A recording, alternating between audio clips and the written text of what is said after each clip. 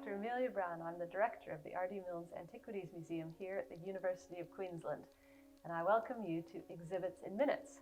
Today, our subject is this lovely gravestone of an ancient Athenian woman named Theophile. Now, Theophile died around the year 400 BC or so, maybe a little bit afterwards, certainly in the earlier part of the 4th century BC, about 2,400 years ago. And she was honored by her family with this gravestone, which is carved out of Pentelic marble.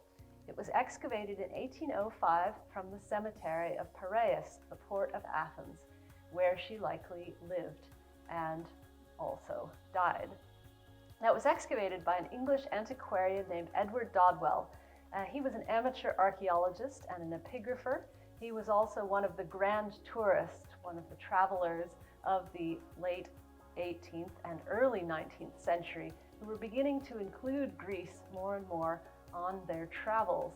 Although Greece was still under the rule of the Ottoman Empire, it was opening up to outside travel, and particularly to the excavation and investigation of ancient sites.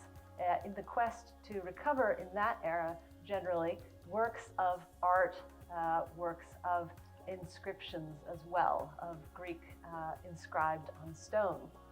Now, he published this gravestone along with a bit of information about its context in the graveyard of Piraeus in his classical and topographical tour through Greece of 1819. He was part of a wave of men and some women who were visiting from England and from Northern Europe.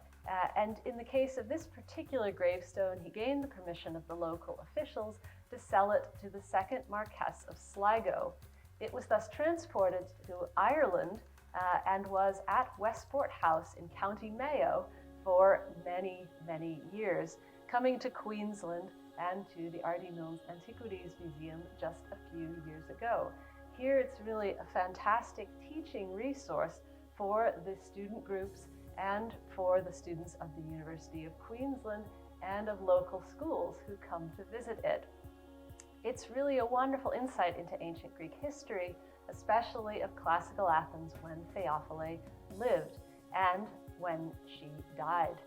Now, she was honored with this gravestone and laid to rest by her family on the outskirts of Piraeus in a grave with a few pottery vessels from the burial ritual. But the really significant historical parts of this gravestone are, first of all, the relief here and the scene on it, and then the epitaph, which is carved right here. The scene on the relief is highly traditional by this time. It shows a seated woman who is the deceased, Theophile, and she is shaking hands, shaking her right hand with a standing woman right here. And the standing woman literally stands in for the female family and friends of the deceased.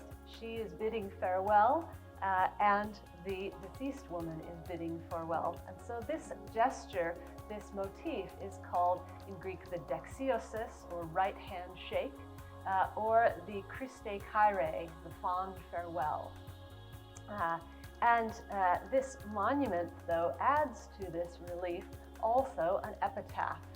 And this carved epitaph is here in 5 lines on the front of the stele, on the front of the gravestone. And it reads in Greek from left to right. First of all, Seis Arates, that is your excellence, B'nai Mea.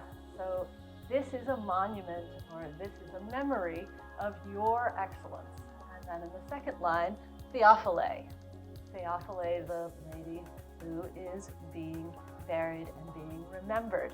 And then it continues that your monument as well as your virtues, your wisdom, your excellence, and your hard-working nature, all of these things will never be forgotten. All of your virtues, Theophile. Pasan ekuse artein. You possessed every virtue. So it's really a lovely embodiment here, not just of the specific virtues of Theophile, but of course the ideals that society has about the deceased, and in this case particularly about a deceased adult woman, perhaps a wife, mother, maybe even grandmother.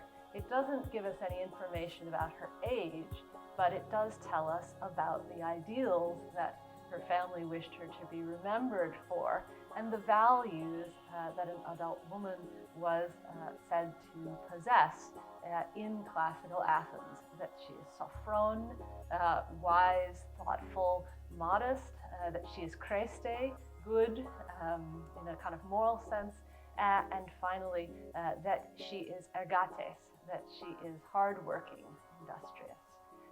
So between the epitaph and the relief, this gravestone from classical Piraeus, the port of Athens, does inform us quite a lot about classical Athens.